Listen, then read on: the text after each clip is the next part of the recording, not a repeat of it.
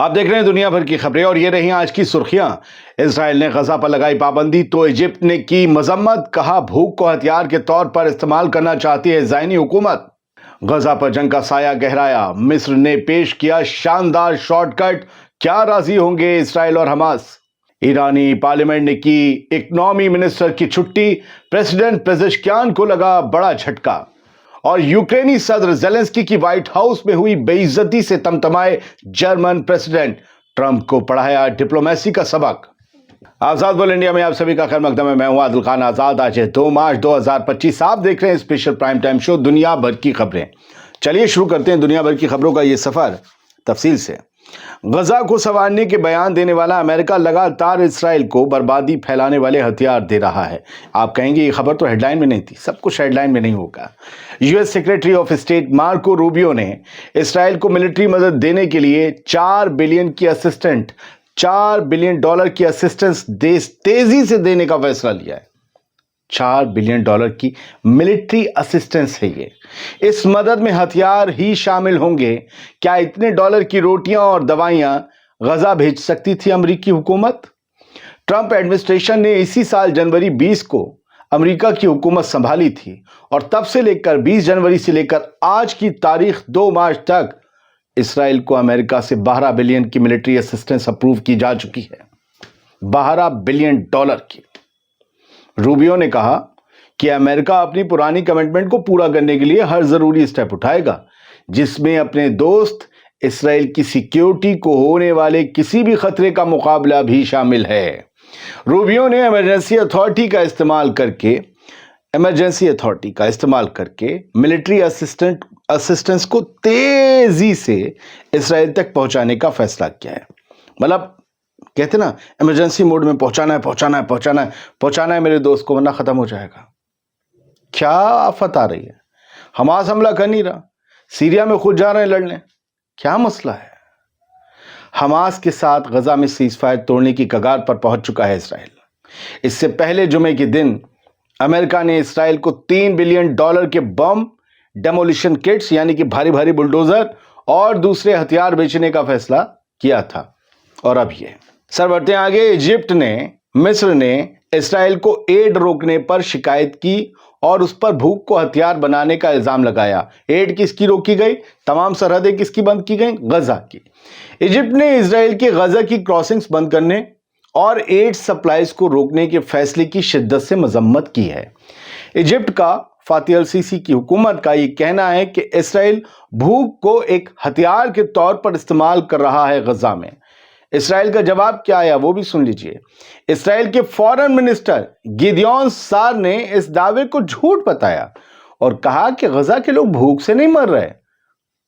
यह पूरी जंग के दौरान फैलाया गया एक गलत दावा था। गजा के लोग कभी भूख से नहीं मरे। सुन रहे हैं? गिदियोन सार का कहना था कि जब उनके यानी इजरायली होस्टेजेस छुड़ाए गए तो उनके साथ दिख रहे हमास के लड़ाके बिल्कुल ठीक ठाक, तंदुरुस्त, मुस्तंडे लग रहे थे और जो भुखमरी का शिकार दिख रहे थे वो सिर्फ इजरायली होस्टेजेस थे। तो पता है हमास के लोग रोटी खा रहे हैं, हम आने नहीं दे रहे हैं लेकिन वो खा रहे हैं। कहां? आसमान से आ रही हैं, जहां से तुम्हारे बम आ रहे हैं। लेकिन शायद इसराइली फॉरेन मिनिस्टर गिदियोन सार ने इसराइल की जेलों से रिहा होने वाले फिलिस्तीनियों की हालत नहीं देखी, जो बेचारे ठीक से चल भी नहीं पा रहे थे। किसी के तो हाथ पैर ही गायब कर दिए थे इन्होंने। अब इजिप्ट की डिमांड क्या है? इजिप्ट के फॉरेन मिनिस्टर बद्र अब्देल लती ने सीज फायर एग्रीमेंट के फेज 2 को फौरन इंप्लीमेंट करने की डिमांड की। बोले लागू करो इसे। इसराइल का स्टांस क्या है? इसराइल के प्राइम मिनिस्टर बेंजामिन नेतन्याहू का कहना था कि अगर निगोशिएशंस यानी बातचीत फेल हो जाती है, क्योंकि हम जो कह रहे हैं कि फर्स्ट फेज को एक्सटेंड करो, हमास नहीं मान रहा, ये बातचीत अगर फेल हो जाती है तो नेतन्याहू कहता है कि फर्स्ट फेज के बाद जंग दोबारा शुरू हम कर सकते हैं गजा में। नेतन्याहू ने कहा कि सीज फायर तभी तक कायम रहेगा जब तक हमास इस्राएली होस्टेजेस को रिलीज करता रहेगा। अब इसका फ्लैशबैक में भी लिए चलता हूं। इससे पहले हमने आपको बताया था ना पिछले वीडियो में, इसराइल ने सीजफायर के पहले फेज के खत्म होने के बाद गजा में मदद पहुंचाने पर रोक लगा दी है। ऐसा उसने अमेरिका की हिमायत से किया है। दरअसल सीज़फायर का पहला मरहला बिना किसी नए एग्रीमेंट के ख़त्म हो गया। इसराइल पहले फेज़ को और बढ़ाना चाहता था, जिस पर हमास ने हामी नहीं भरी और साफ इनकार करते हुए कहा कि अब दूसरा फेज़ शुरू होना चाहिए, जिसमें आईडीएफ को जंग ख़त्म करके गजा से पूरी तरह से बाहर निकलना होगा। यही बात इसराइल को मंजूर नहीं है, जिसके बाद गजा पर एक बार फिर से जंग के बादल मंडराने लगे। हालांकि मिस्र कोशिश कर रहा है। अब एक बड़ी खबर, इस्राएली अखबार द जेरूसलम पोस्ट की एक खबर से इस बात का इशारा मिलता है कि गजा के सीज़फायर को बचाने के लिए मिस्र के सदर अल सीसी बीच का रास्ता निकालने में जुटे हैं, जिससे ना इसराइल की पूरी जिद अमल में आए और ना हमास की सभी डिमांड्स को माना जाए। थोड़ा थोड़ा दोनों का दावा यह किया जा रहा है कि मिस्र ने सीज़फायर के फर्स्ट फेज के लिए एक छोटी मुद्दत की एक्सटेंशन की तजवीज़ दी है। इसराइल 6 हफ्तों की कह रहा है मुद्दत दी जाए, फिर से 6 हफ्तों के लिए बढ़ाया जाए। तो जो 6 हफ्तों की बजाय 2 हफ्तों की मुद्दत दी है इजिप्ट ने, कि 2 हफ्तों के लिए बढ़ा लो। इसमें 3 जिंदा और 3 मरे हुए होस्टेज इसराइल को सौंपे जाएंगे। इसराइल के इजरायली नेगोशिएटर्स के भी फिर से काहिरा आने की उम्मीद है, ताकि इस प्लान पर गुफ्तगू की जा सके। मिस्र ने इसराइल से फिलाडेल्फिया एक्सिस से अपनी फौज हटाने की भी डिमांड की है। ऐसा नहीं कि सिर्फ ये कहा कि तुम अपने हॉस्टेज ले लो। इसमें अमेरिका का एक सिक्योरिटी प्रोजेक्ट रफा बॉर्डर पर लगाने की बात कही गई है कि तुम हटो, यहां प्रोजेक्ट लगेगा।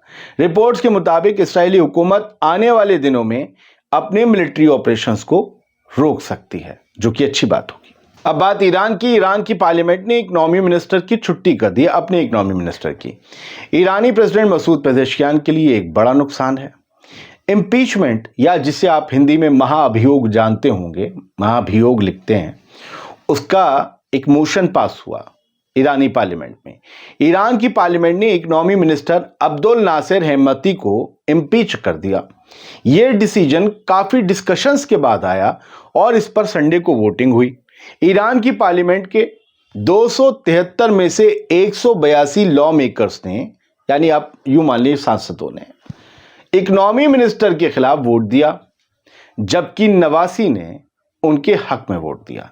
182 उनके खिलाफ थे। तो पत्ता कट गया। प्रेसिडेंट मसूद पेजेश्कियान, जो कि सेशन में मौजूद थे पार्लियामेंट में, उन्होंने पार्लियामेंट से मिनिस्टर को सपोर्ट करने की अपील की थी, ताकि इकोनॉमी के चैलेंजेस को हैंडल किया जा सके, लेकिन उनकी अपील जाया गई। इन मिनिस्टर साहब की कुछ हरकतें और कुछ बयान खुद ईरान के हुकूमत में शामिल नहीं तो अपोजिशन में शामिल लोगों के पल्ले नहीं पड़ रहे थे और उनसे ईरान का नुकसान हो रहा था। इसलिए इनके खिलाफ ये इम्पीचमेंट मोशन लाया गया था। अब 2 खबरें यूरोप से।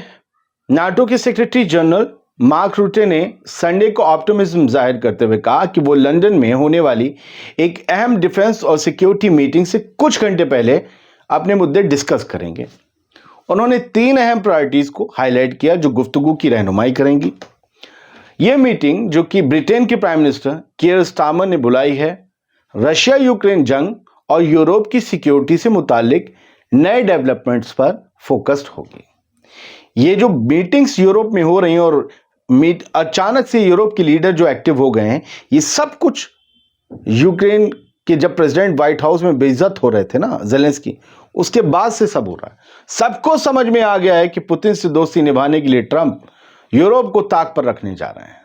मार्क रूटे ने कहा कि हम सबको एक पीस डील चाहिए और ये डील परमानेंट होनी चाहिए। हम इस पर बात करने जा रहे हैं। ऐसा ना हो कि अपने दोस्त का फायदा देखा जाए। अब बात जर्मन प्रेसिडेंट की। जर्मन प्रेसिडेंट हैं फ्रैंक वॉल्टर स्टीनमेयर। इन्होंने यूएस के प्रेसिडेंट डोनाल्ड ट्रंप को क्रिटिसाइज किया, मजम्मत की है, कड़ी निंदा की है। जर्मन प्रेसिडेंट ने अमेरिकन प्रेसिडेंट डोनाल्ड ट्रंप को क्रिटिसाइज करते हुए बहुत ही सख्त लफ्जों का इस्तेमाल किया।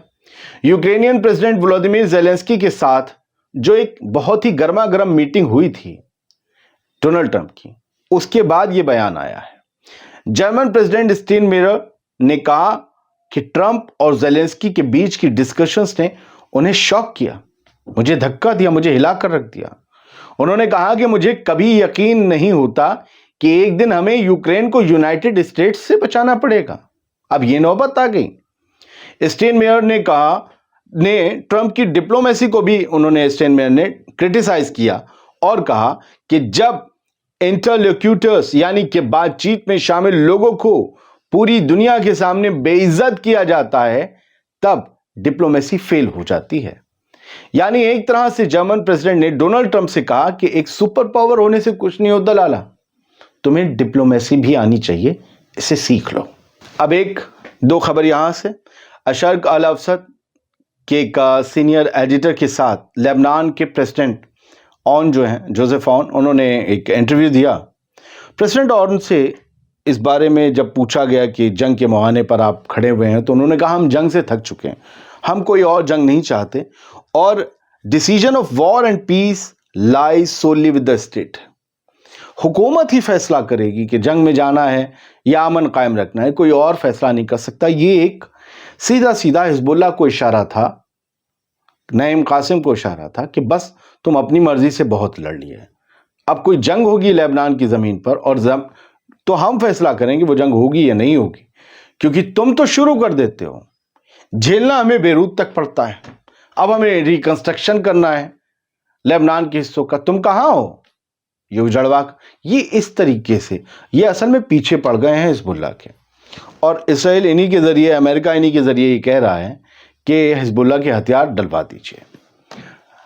यूएस का एक एयरक्राफ्ट कैरियर यानी एक युद्धपोत हिंदी में जिसे कहते हैं, वो साउथ कोरिया पहुंच गया है।